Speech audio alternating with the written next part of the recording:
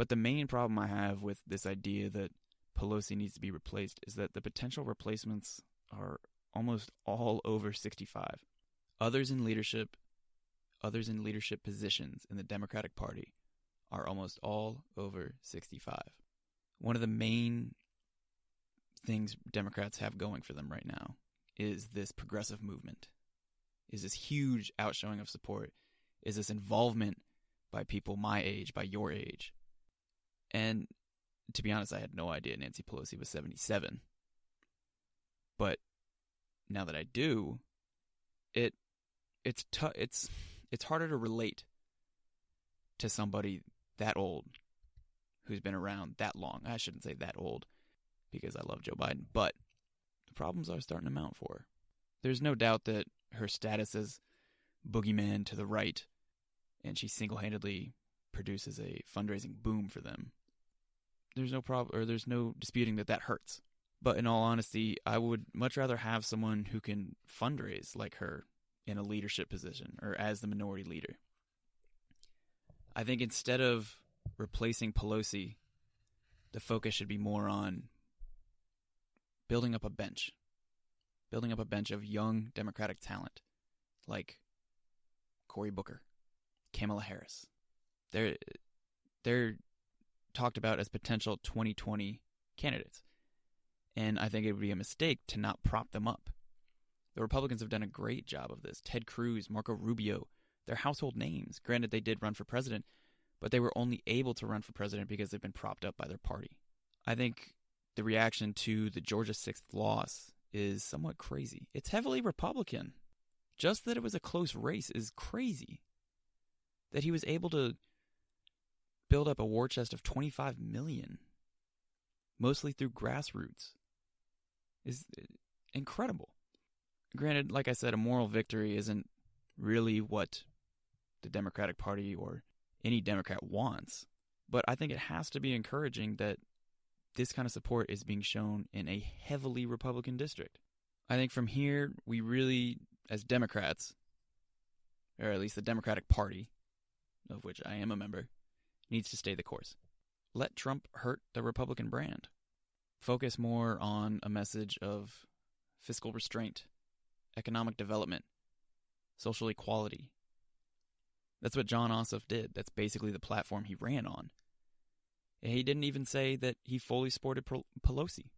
A lot of the reason Hillary was unable to win, well, one is because for some reason she decided to ignore those northern states, which would have given her the victory, but she had difficulty connecting with working class Americans, which I hate using that term because I think it's just code for saying white people, white middle class Americans. But she did. There's no doubt about it. There's a huge part of Trump's base. So I think this whole idea that Democrats are in complete turmoil and that the party is crumbling and that something new is going to have to happen or something desperate.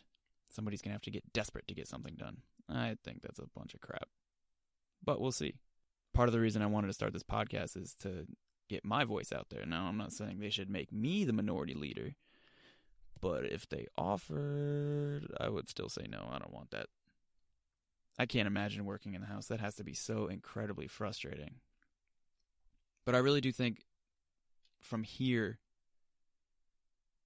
the strategy has to be to stay the course. Build the bench. Don't overreact to losses in Republican districts. Let Trump continue to hurt the Republican brand. I mean, his approval rating is something like 38% right now. Even Fox News is putting out tweets showing their polls where Trump has only 40% approval ratings. So let him work his magic. Continue to capitalize on this huge wave of activism. And really, I think I already rattled off some ideas on how the Democratic Party the Democratic Party can rebuild. But I think a lot of attention needs to be paid to fully capitalizing on this wave of activism in the era of Trump. I think it would be a huge mistake to just assume that this is going to be the way that it is. Like, I've talked to a couple guests in previous episodes that said they really don't think this is going to last. As soon as Trump is out of office, or God forbid he moderate, the wave's going to die out. I hope it doesn't, but I think it will. Trump is a boogeyman to the left. It's very easy to raise money just by going all negative on Trump. So we'll see. But I think it would be a huge mistake to get rid of Pelosi, especially because it would set a precedent. Republicans have been so negative Pelosi. Hell, even Trump is tweeting that he wants Pelosi to stay just so that the Republicans can use that against Democrats. Caving and forcing Pelosi out of power, forcing her out of her position, would only set the precedent that Republicans can go. There is a limit to how negative the Republicans can go before Democrats will just remove that person from office. And that is definitely not the type of precedent you want to set when, an orange Oompa Loompa is in the White House. But moving on, like I said, this episode, how long it's going to be is kind of a gamble. I think it's at about 20 minutes right now, 25 minutes, something like that. I'm not really trying to pay attention to that. But moving on, the sad story of the week, well, a lot of these stories are sad, but one of the really sad stories of the week, Otto Warmbier. I think that's how you say it. He sadly died this week after being in North Korean custody.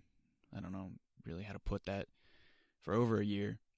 My main point I wanted to make on this topic is that Roman citizens were free to roam the world unharmed because of military prowess. People were so afraid of the might of the Roman military that they would not harm a Roman citizen.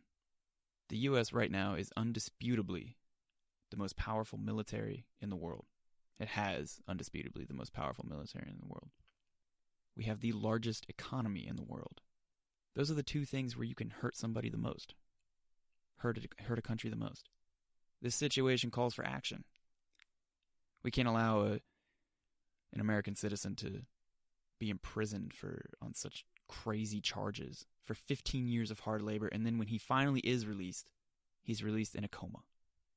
He comes back to the United States in a coma and dies less than a week later.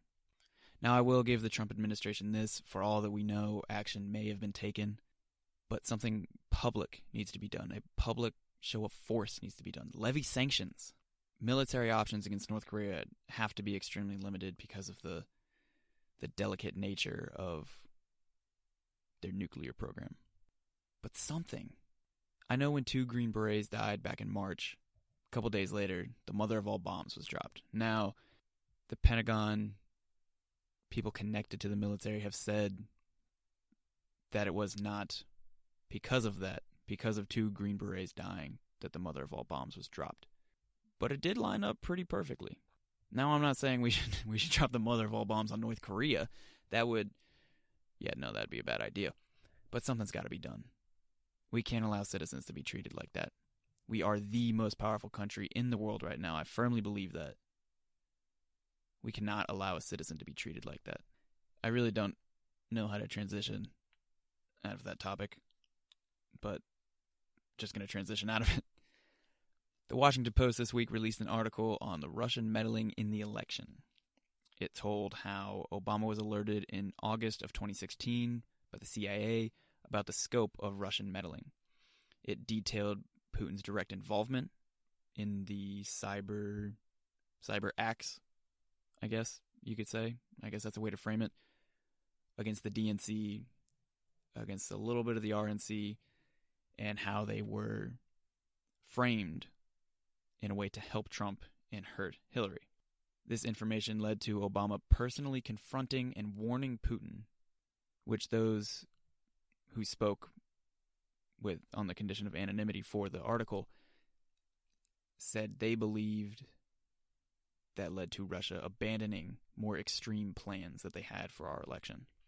This also led to U.S. cyber forces placing bombs in Russia's infrastructure. Now, these are not a mother of all bombs or a nuclear bomb or anything like that. Bombs is, in this sense, bomb is supposed to mean there's some kind of a bug in Russia's infrastructure. and that it's somewhat of a security policy, so that if things escalate with Russia, we have those there. The article also went on to mention how United States cyber forces planted things so that Russia would find them, just so that they would know that we could access that area. Which I think is great, because it sends a message. It sends a serious message that if you mess with the United States, I mean, you're going to... It just doesn't end well. So I like the show of force. I love the show of force there. The main problem I had with that article is that it kind of comes off as Monday morning quarterbacking. I have mixed feelings about these articles and these leaks that come out of the Trump administration, and now this one's kind of coming out of the Obama administration, ex-Obama administration officials, not attaching their names to things. If it were me and I was in the position to have had knowledge about this, and now somebody's contacting me asking for a quote, either I'm not giving the quote or I'm putting my name on it. I would much rather be completely honest about it and have that attached to my name than it just be speculated that I'm one of the people that contributed to this article. Now, personally, I love Obama. He's part of the reason this podcast was started. He's a lot of the reason I switched to being a Democrat, because I was a Republican before I was a Democrat. And he's most of the reason I became so interested in politics. He embodied the best in us, which I think a president should always do. He instituted the Affordable Care Act, social equality. Well, he instituted the Affordable Care Act. He did not institute social equality, but he did push for it. But I really don't like his lack of aggression. I really, really, really, really, really don't like his lack of aggression. And of course, there's factors that don't make it into these articles or that don't become public knowledge that go into the decisions behind, go into the process behind his decisions. That's a better way to put it. But if you draw a line in the sand, you have to defend it. If somebody crosses that line, you have to hit them back. Democracy is one of the pride and joy, one of the biggest, if not the biggest, pride and joy of our country. There's an assault on that, you got to clap back. Like I said, there's factors that I or you or really anybody who's not in the administration can't even fathom that go into the process of making these decisions. But personally, if I was the one in that chair in the Oval Office, I would have a very difficult time not coming back with something. Again, it's back to the whole, we are the most powerful military. We are the most powerful economy. And hell, even the people in the Obama administration who spoke off the record for this article, or spoke without attaching their name to it, said that the sanctions involved in the response to this, and the response of Russian meddling, were largely symbolic. They were so heavily targeted, so extremely targeted, that they were mostly just symbolic. Now, he did evict the Russians from the 2 compounds that it's now come out that Trump wants to give back. But personally, I would have loved to have seen more. But I really don't like how people are coming in and Monday morning quarterbacking this.